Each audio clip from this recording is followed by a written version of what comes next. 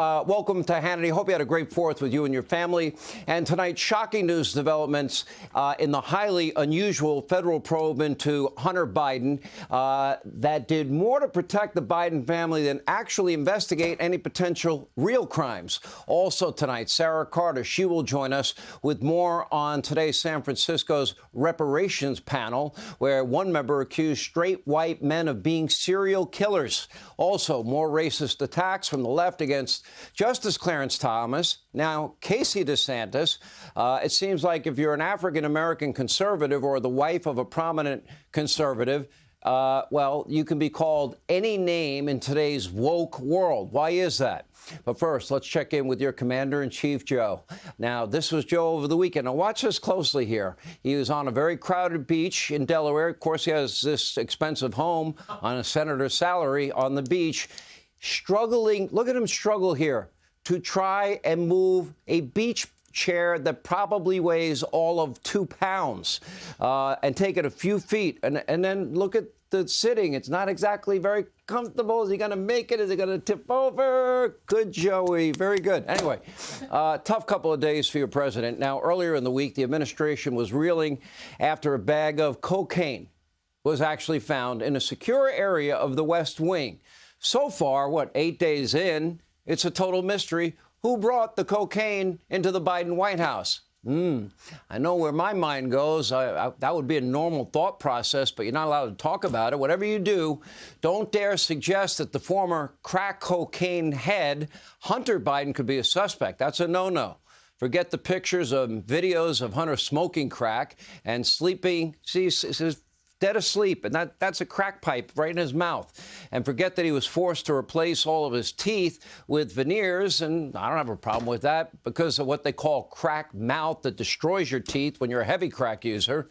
Now, of course, so far, Press Secretary Karine Jean-Pierre has refused to rule out any member of the Biden family, but she did call reporters. She said they're irresponsible for daring to ask questions about the cocaine. Take a look. Can we just say once and for all whether or not the cocaine belonged to the Biden family? So,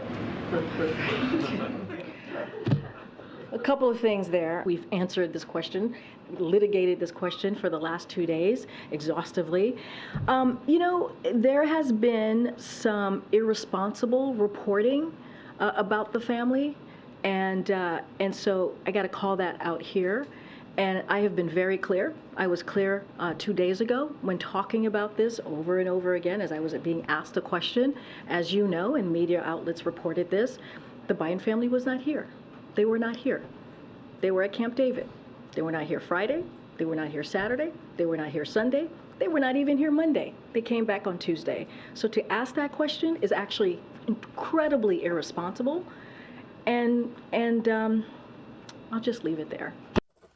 No, Karine, it's incredibly irresponsible for you to lie to the American people and say that they were not in the White House on Friday when they didn't leave till late Friday night. We still do not know who brought the hard drugs, cocaine, into the Biden White House. Was it laced with fentanyl? Is anyone asking that question? And why have they not found the person or persons responsible? I would think in that environment with all the Secret Service that would not be the most difficult task for a smart detective.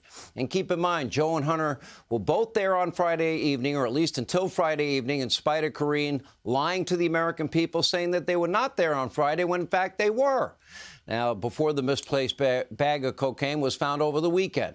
What KJP is getting noticeably frustrated and angry for good reason. Her friends in the media mob, they're not quite as accommodating to the Bidens these days. In fact, many of Biden's most reliable left-wing allies are turning on him. Interestingly, they're all doing it at the same time. Let's take a look at The Atlantic. Quote, step aside, Joe. The president has no business running for office at the age of 80.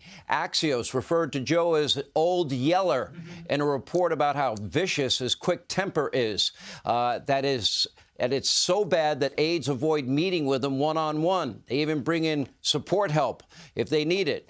Anyway, very common condition for older people, by the way, in steep cognitive decline. They often go hand in hand.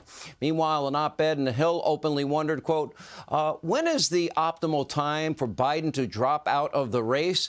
And then poor Congresswoman Alexandria Ocasio-Cortez blasted by members of her own party after she endorsed Biden for a second term. Why? Because the rest of her party don't want him. Even the United Auto Workers Union, they're now refusing to endorse Biden, at least for now, because of his obsession with green energy and electric cars. And last but certainly not least, liberal columnist Maureen Dowd, New York Times, staple of the Democratic Party's media apparatus, dropped the hammer on Joe Biden in a New York Times op-ed entitled, "It's 7 grandkids, Mr. President." By the way, Maureen, if you'd watched the show more often, you would have known about this a long time ago. During the article, Dowd is recounting a letter from her Biden-loving sister to the president that reads in part, quote, "I watched as you told the nation that you had 6 grandchildren and you loved each one of them." He also claimed that he talked to them daily. "I believe that. What I cannot believe and what I find unconscionable is that you refuse to admit or accept the fact that there is a beautiful little 4-year-old girl living in Arkansas by the name of Navy Joan, who is your 7th grandchild." Dowd then continues, quote, "The president's cold shoulder and heart is counter to every message he's trying to send or has sent for decades." Keep in mind, Maureen Dowd defended Bill and Hillary Clinton and pretty much every other prominent Democrat that was faced with any scandal over the years. So this is interesting, isn't it? When you have people like Maureen Dowd and many other reliable Democrats and left-wing journalists turning on Biden, and those that support him are getting excoriated by their own party. Right now, as the presidential election is heating up, do you find the timing odd? The answer is written on the wall. They want both Joe and Kamala out of office, mark my words, and are now working to replace them at the top of the ticket behind the scenes before it's too late. Don't forget, both Joe and Kamala have historically bad poll numbers. The economy's a shambles. World affairs are an absolute unmitigated mess. Most Americans don't even believe Biden is capable of serving a second term, which brings us back to the video of Biden struggling on that crowded beach to even move a beach chair while everyone pretty much ignores him. Compare that to Donald Trump. He was in Vegas over the weekend at the UFC fight, where he was warmly greeted by pretty much everybody in the crowd, friends, supporters, even sometime critic Joe Rogan got in on the action, shaking his hand. Everyone in attendance was excited to see him. Democrats, they were extremely worried about that, quote, enthusiasm gap. No one is excited to see Joe Biden. Why should you be? He is a massive liability. Anybody with eyes to see can see it. Make no mistake, Gavin Newsom's countrywide tour, that's not a sightseeing adventure. That's not, I really think Joe's a great president adventure either. He's ready, he's willing, he's able to step in, and it's probably only a matter of time. Now, my belief has been and remains he is being called and begged daily by prominent Democrats all around the country to jump in this race. That means jump over and replace Kamala Harris in terms of who would be the natural successor.